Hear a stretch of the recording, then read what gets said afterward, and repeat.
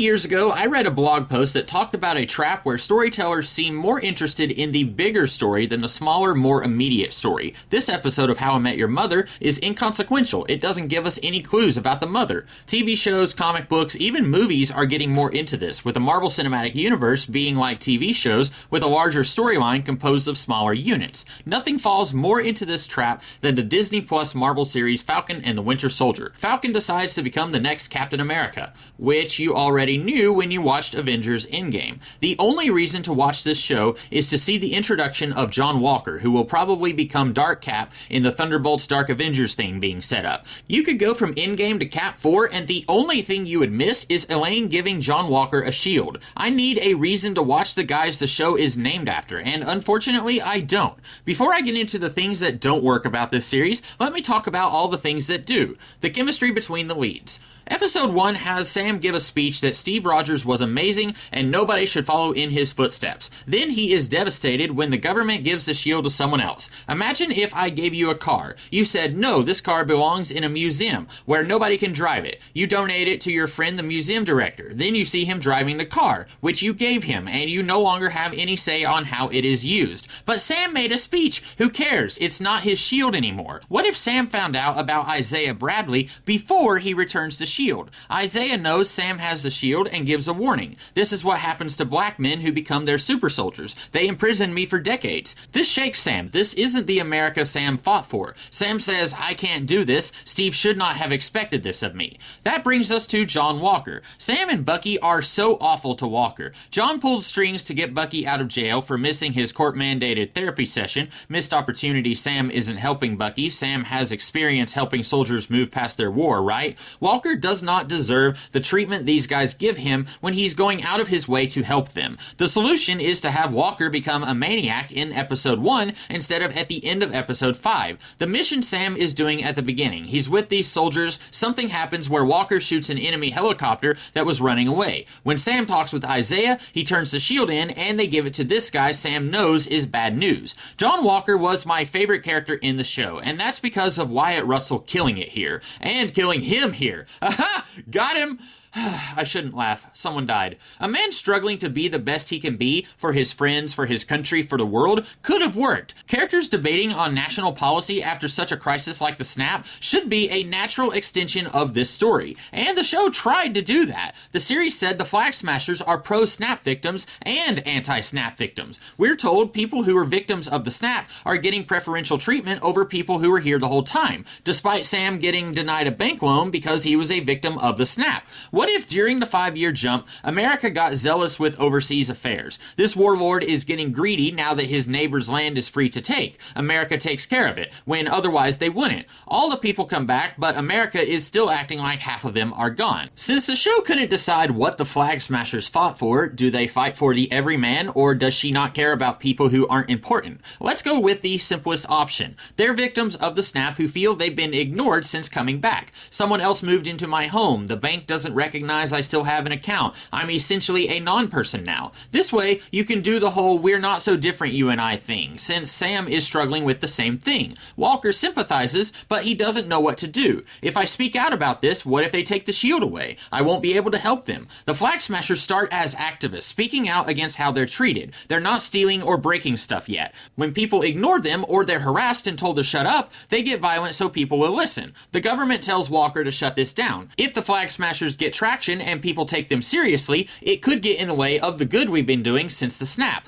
John follows orders. Again, he isn't sure he'll be able to help anyone if they fire him for insubordination. The Flag Smashers steals something the government tells Walker is medicine for displaced snap victims, but it's super soldier serum. Not as strong as what Steve Rogers got, but pretty good. This is a prototype, so there's not a lot of it. Bucky finds out, tells Sam, who is already concerned Walker is on the case. Sam knows Walker isn't evil, but he doesn't perform great under pressure. Instead of Walker begging them to help, his superiors don't want the Avengers getting involved, because then they'll find out about the super soldier serums and where they came from. I could end the video here. Let the series be Flag Smashers versus US government, with Sam and Bucky trying to de-escalate things. Baron Zemo and Sharon Carter serve no purpose in this series other than setting up the next thing. Everything they do could be done by Sam or Bucky. The script needs Hydra Guy to die. Bucky shoots him because Hydra Guy was about to shoot Sam when his back was turned. The script needs Carly to die, she grabbed one of the senators to yell at them about policy, and they both fall from a building, and Sam only has time to grab one. Sharon and Zemo, especially Zemo, get in the way of Sam and Bucky's interactions, which the series should be built around. In the interest of attempting to fix the elements present in the series, I would have Zemo be manipulating the warring sides in an attempt to get what he wants, sort of like what he did in Civil War.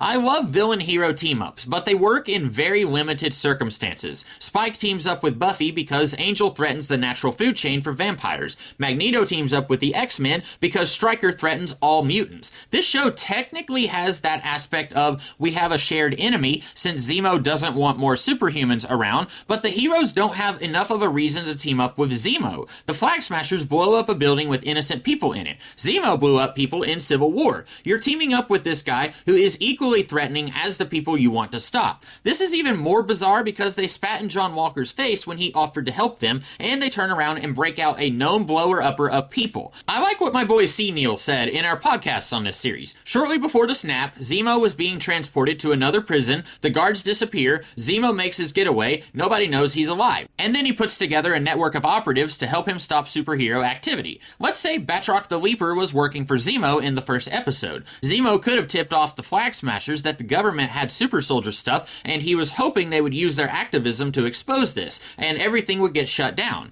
He did not expect the Flag Smashers to use the serums. None of his operatives want to get involved. These kids are dangerous, so Zemo has to go into the field. In the series, with him getting arrested again, since you probably want him in your Dark Avengers Thunderbolts thing, and with the super soldier threat taken care of, as far as he knows, he would be willing to be taken into custody until he can find a way to take care of his next target. I'd have Sharon do the same stuff she did in the show. I don't mind the idea of Sharon going from idealistic ally to an immoral underworld figure. I just didn't like the how of getting her there. There were 5 years where Steve Rogers was not on the run and he didn't use his clout to clear Sharon's name. There's no reason you could not have had a quick line explaining this. In between Civil War and Infinity War, Sharon fell in with a bad crowd and had to do some shady stuff to stay alive. After Infinity War, Steve tried to clear her name, but she fell off the face of the earth. She felt she was too far deep, and she was dismayed to find she kinda enjoyed living on the dark side. She joined Sam and Bucky for more or less the same reason she did in the show, with her end goal to get a sample of the serum Bucky and Sam want to keep out of the wrong hands. Make her motivations a little gray.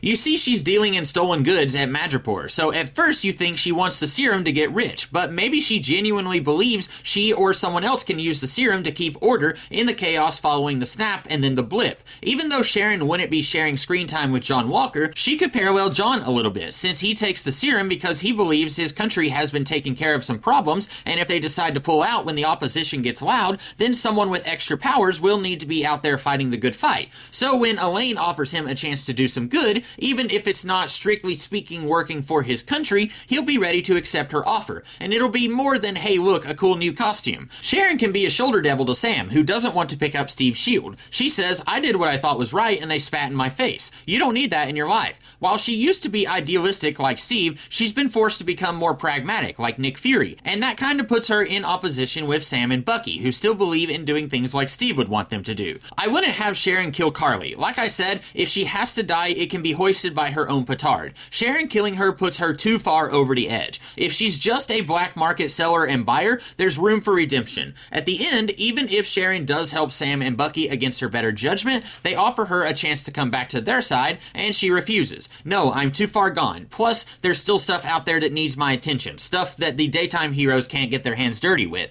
But Bucky says he still believes there's a chance for her to come back from where she is. I like the idea of Bucky's list and trying to make amends, but the series never was able to tie that in with everything else. He has this list at the beginning, then he puts that on hold to work with Sam against the Flag Smashers, then he goes back to his list at the end. This might be a little convenient, but the simplest solution I see is to tie in Hydra Guy with Bucky's list. As soon as they find out who created these serums, resulting in this global conflict that's getting worse by the minute, this becomes personal for Bucky. When I was still under their control, Fury almost got this guy. I was his bodyguard. I killed people to give him a chance to escape. Now because of that, look at the situation we're in. Sam, of course, will try to remind Bucky it wasn't his fault. Bucky says, technically I know that, but I still remember what I did. And if I had gotten to this part of my list a little sooner, maybe this all could have been avoided. With Sam, you've already made it personal. If he hadn't given up the shield, maybe he could have de-escalated his conflict with the Flag Smashers. With that, the only thing left to do is provide provide a good reason for these two to butt heads throughout the series.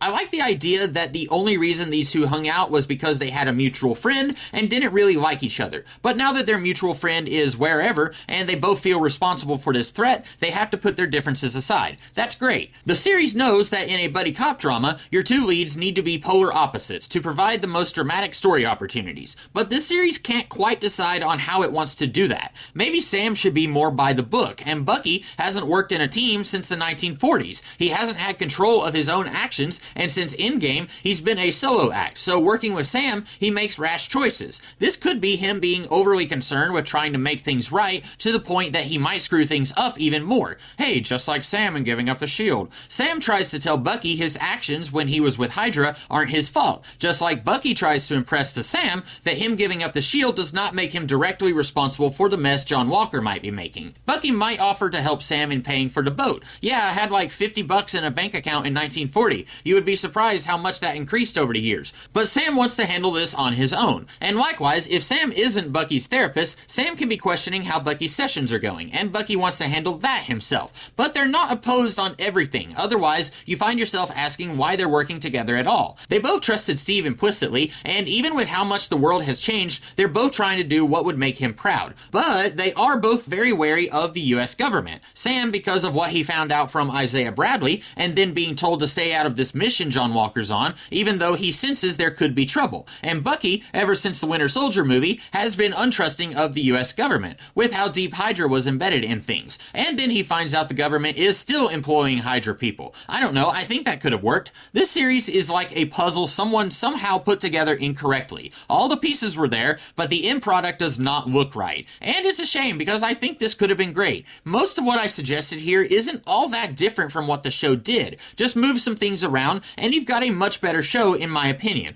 But what did you guys think? Let me know, and in the meantime, I hope you guys have a great rest of the week. I'll see you next time. Have a good one.